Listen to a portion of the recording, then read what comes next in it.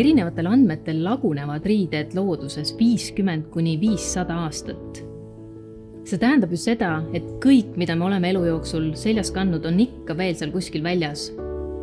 Uuskasutuskeskuses töötades olen ma näinud, kuidas igakuiselt jääb 10 tonne riideid üle ja nad lõpetavad lõpuks oma elupäevad ikkagi prügimäel.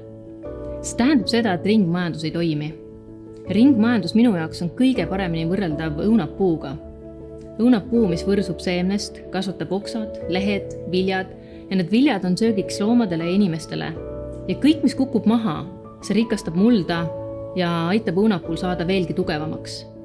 Mis oleks, kui me inimestena oleksime ka rohkem nagu õunapuud ja toodaksime, tarbiksime ainult niimoodi, et lõpuks jäägist saaks jällegi ressurss.